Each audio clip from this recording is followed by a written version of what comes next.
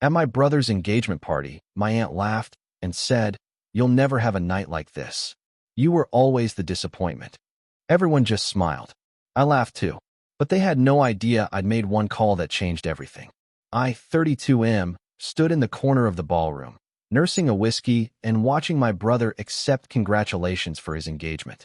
The crystal chandeliers cast warm light over designer suits and evening gowns, while servers moved through the crowd with champagne flutes. Everything about this night screamed success and perfection, exactly what my family expected from their golden child. My aunt approached with that familiar smirk she'd worn since I was 12. She was Dad's sister, the one who'd always made comparisons between my brother and me at every family gathering.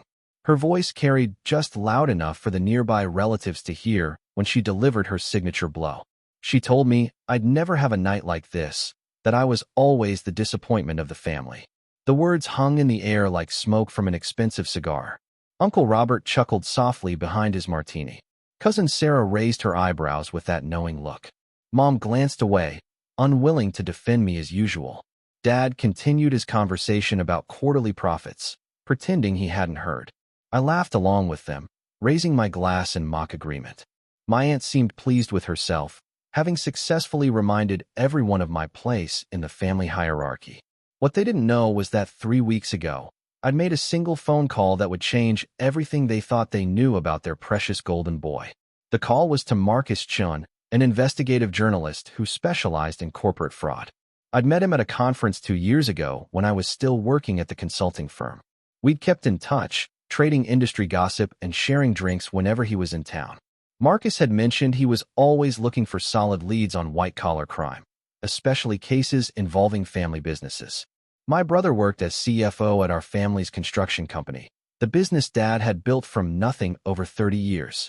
Everyone assumed he'd inherited Dad's business acumen and integrity. They celebrated his promotion, his engagement to the mayor's daughter, his picture-perfect life that made mine look pathetic by comparison. But I knew something they didn't. Last Christmas, I'd been helping my brother move some files from his home office when I noticed discrepancies in the financial reports. Numbers that didn't add up, invoices that seemed inflated, payments to contractors I'd never heard of. My accounting background made the irregularities obvious, even though I tried to dismiss them initially. The more I looked into it quietly over the following months, the clearer the pattern became. My brother had been skimming money from construction projects, inflating material costs, and pocketing the difference. He'd been careful about it, spreading the theft across multiple projects and keeping individual amounts small enough to avoid immediate detection. But over 3 years, it added up to nearly $2 million. When I called Marcus, I simply mentioned I had documentation of significant financial irregularities at a major construction firm. I didn't tell him it was family. I didn't mention names. I just provided him with copies of the documents I'd photographed and suggested he might find the story interesting. Marcus worked fast. Within 2 weeks, he'd connected the dots, verified the information through his own sources, and prepared his exposé. The article was scheduled to run in tomorrow's business section, timed perfectly to catch the weekend readership when people had time to digest complex financial stories. Standing in that ballroom, watching my aunt bask in her moment of superiority, I felt the weight of the secret burning in my chest. Tomorrow morning, everyone would wake up to headlines about corruption at Henderson Construction. The article would detail how the CFO had systematically embezzled funds, putting the company's reputation and dozens of jobs at risk. Dad's life work would be tainted. The engagement to the mayor's daughter would become a liability she'd need to distance herself from quickly. My brother moved through the crowd, accepting handshakes and backpats from business associates. His fiancée glowed beside him, her engagement ring catching the light as she gestured excitedly about wedding plans. She came from old money, the kind of family that valued reputation above everything else. Once the news broke, I doubted she'd want any association with the Henderson name. The irony wasn't lost on me that I'd become successful in my own right, but my family never bothered to notice. After leaving the consulting firm, I'd started a forensic accounting practice that specialized in fraud detection. My client list included 3 Fortune 500 companies and 2 government agencies. I testified as an expert witness in federal court and published papers on financial crime prevention. But none of that mattered to my family because it didn't fit their narrow definition of success. They measured worth in terms of working for the family business, getting married young, buying expensive houses, and producing grandchildren on schedule. My brother had checked all those boxes while I pursued what they considered an unconventional path. The fact that my work involved exposing financial crimes made it even less appealing to them. Too close to being a whistleblower, too much like betraying the business community they belonged to. My phone buzzed with a text from Marcus confirming the article would run as scheduled. He'd done thorough investigative work, following the paper trail and interviewing sources independently. The evidence was solid enough to withstand legal scrutiny. Tomorrow would bring consequences my brother had never considered when he started stealing from Dad's company. I wondered if he'd thought about the employees whose jobs depended on the company's reputation. The subcontractors who relied on Henderson Construction for steady work. The clients who trusted Dad's 40-year track record of honest business practices. My brother's greed had put all of that at risk for money he didn't even need. His salary was already 6 figures, and his trust fund would mature in 5 years anyway. The party continued around me, with speeches and toasts celebrating the happy couple's future. Dad stood up to address the crowd, talking about legacy and family values and the importance of choosing partners who shared your principles. The speech felt like performance art, given what tomorrow would reveal about his chosen successor. Mom dabbed at her eyes during Dad's speech, overwhelmed with pride at how perfectly everything had turned out. She'd spent months planning this party, coordinating with the country club, selecting the flowers, and managing the guest list. She'd called it the social event of the season, the night that would cement our family's status in the community. My aunt continued making rounds through the crowd, pointing out my brother's accomplishments to anyone who would listen. She'd always been Dad's biggest supporter in building the family business, and she'd transferred that loyalty to my brother when he joined the company.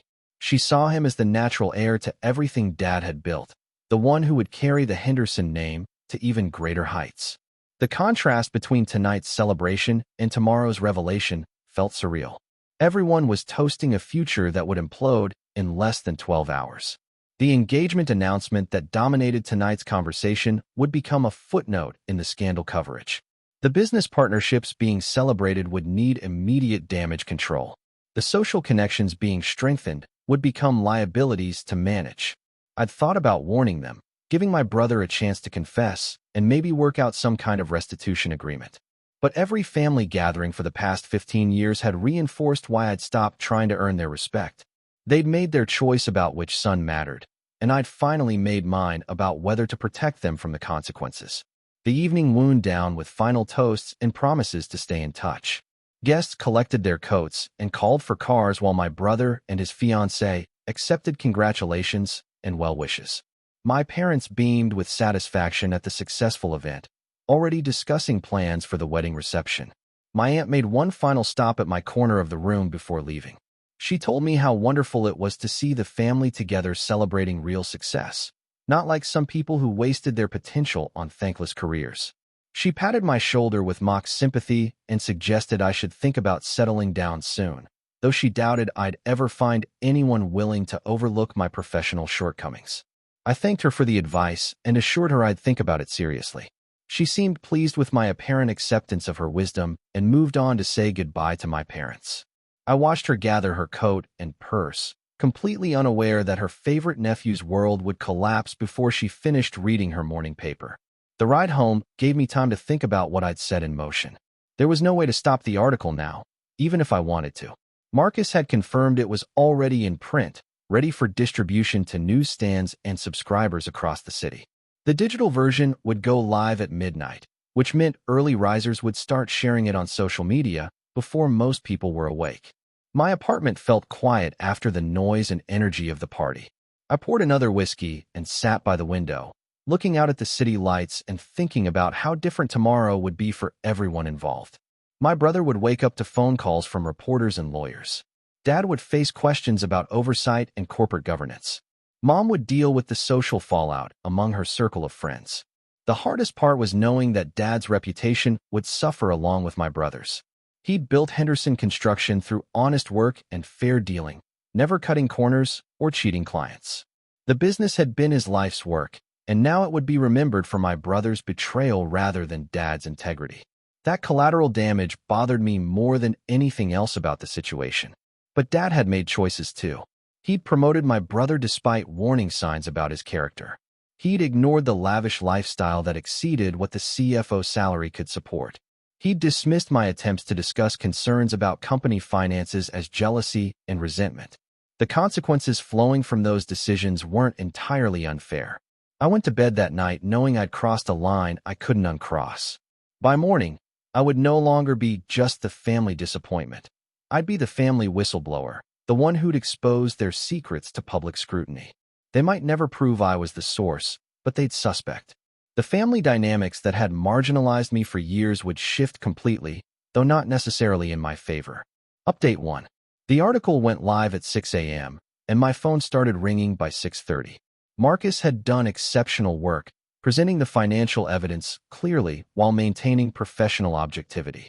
The headline read, "Construction Company CFO allegedly embezzled nearly $2 million over 3 years," with subheadings detailing the investigative findings. Dad called first, his voice hollow as he asked if I'd seen the news. He didn't ask if I was involved, but something in his tone suggested he was wondering. I told him I was shocked and offered to help with forensic analysis if he needed it professionally. He thanked me quietly and hung up without his usual goodbye pleasantries. Mom called an hour later, crying about the reporters who were already calling the house. She couldn't understand how this had happened, how they'd missed something so serious for so long. She kept saying she was worried about Dad's heart condition and the stress this would cause. I reassured her that Dad was strong enough to handle whatever came next, though I wasn't entirely sure I believed it. My brother never called directly, but I heard through Mom that he'd hired a criminal defense attorney and was refusing to speak to reporters. His fiance's family had apparently requested some time to assess the situation before making any statements about the wedding plans. The engagement party photos from last night were already looking like evidence of poor judgment rather than celebration. The business community responded quickly. 3 major clients called emergency meetings to discuss their current projects and payment schedules. The bonding company that insured Henderson Construction's work launched an immediate investigation. The bank that held the company's operating line of credit requested a meeting to review the loan terms and security requirements. By noon, Dad had called an all-hands meeting at the company offices. I wasn't invited, but I heard from a former colleague who still worked there that Dad had been completely transparent about the situation. He'd confirmed that the financial irregularities described in the article appeared accurate, and that the company was cooperating fully with law enforcement. He'd also announced that my brother was suspended pending the outcome of the investigation. The afternoon brought more consequences. The mayor's office issued a statement expressing confidence in the ongoing investigation while noting that the alleged crimes had no connection to any city business or contracts. The subtext was clear. They were distancing themselves from any association with Henderson Construction or my brother personally. Local news stations picked up the story for their evening broadcasts, featuring exterior shots of the company offices and file footage of Dad receiving a Business Excellence Award 2 years ago. The contrast between past success and current scandal made for compelling television, even though most of the coverage remained factual rather than sensational. My aunt called that evening, her voice tight with barely controlled anger. She'd spent the day fielding questions from friends and neighbors who'd seen the news coverage. She wanted to know if I had any insight into how this could have happened, whether I'd noticed anything unusual during family gatherings or business discussions. I told her I'd been as surprised as everyone else and reminded her that my forensic accounting work had taught me to recognize financial crimes when I saw evidence of them. She asked pointedly if I'd seen any evidence related to Henderson Construction, and I answered honestly that I had. When she pressed for details about when and how I discovered the problems, I explained that professional ethics prevented me from discussing client-related matters. She hung up without saying goodbye, and I realized she'd probably figured out my role in the exposure. The timing was too convenient, and my expertise too relevant, for her to believe in coincidences. She'd likely share her suspicions with the rest of the family, which would change the dynamic of future interactions significantly. Update 2. 3 days after the article, the full scope of consequences became clear. The district attorney's office announced they were opening a formal investigation into the alleged embezzlement. Federal authorities indicated they might review the case for potential wire fraud charges related to interstate transactions. My brother's attorney advised him to resign from Henderson Construction immediately. Dad held a press conference to address the situation publicly. He looked older than I remembered, the stress showing in his posture and voice. He announced that the company was implementing new financial controls and oversight procedures. He confirmed that restitution discussions were ongoing and that Henderson Construction would honor all existing contracts and commitments to employees. The most surprising development came when Dad announced he was bringing in an outside consultant to review all financial operations and recommend improvements. He mentioned that the consultant specialized in forensic accounting and had experience with corporate fraud cases. He didn't name me specifically, but several reporters made the connection when they researched forensic accountants in the area. When Dad called to offer me the consulting contract, the conversation was awkward but professional. He needed someone he could trust to conduct a thorough review and help restore confidence in the company's financial practices. He acknowledged that my expertise was exactly what Henderson Construction needed, regardless of our personal relationship dynamics. I accepted the contract with clear terms about my independence and the scope of work required. The irony wasn't lost on either of us that my disappointing career choice had become the company's best hope for survival. The skills my family had dismissed as irrelevant were now essential for preserving Dad's life work. My brother's world continued collapsing systematically. His fiancée returned the ring through her attorney with a formal statement ending their engagement. The country club where they'd held the party quietly indicated that his membership was under review. The luxury apartment he'd been leasing was suddenly unaffordable once his salary stopped and legal bills mounted. The family dynamics shifted completely during our first business meeting at Henderson Construction. Dad introduced me to the senior staff as their forensic consultant, speaking respectfully about my qualifications and experience. For the first time in decades, my professional achievements were being acknowledged and valued by the family business. Mom struggled more with the emotional aspects of the scandal. She'd canceled her book club meetings and declined several social invitations, unsure how to face friends and neighbors who'd attended the engagement party. The embarrassment of celebrating my brother's success just hours before his crimes became public knowledge was overwhelming for her. The investigation moved quickly once authorities had access to company records and my brother's financial information. Bank records showed deposits that couldn't be explained by his legitimate income. Credit card statements revealed purchases that seemed excessive even for someone with a trust fund coming due. The pattern of financial behavior supported the embezzlement allegations convincingly. My forensic review uncovered additional irregularities that hadn't been included in Marcus's original article. The scope of financial manipulation was broader than initially reported, though the total dollar amount remained consistent with the original estimates. The additional findings strengthened the case against my brother while revealing weaknesses in company oversight that needed immediate attention. Working directly with Dad on the financial review gave us opportunities to discuss the situation privately. He never directly accused me of being Marcus's source, but he made comments about family loyalty and the importance of handling problems internally. I reminded him that internal handling had allowed the problems to continue for 3 years while putting the entire business at risk. He acknowledged that his faith in my brother had blinded him to warning signs he should have recognized. The lavish lifestyle, the defensive responses to financial questions, the reluctance to provide detailed reports, all of it made sense in retrospect. He admitted that promoting family members without proper oversight had been a mistake that nearly cost him everything he'd built. Update 3.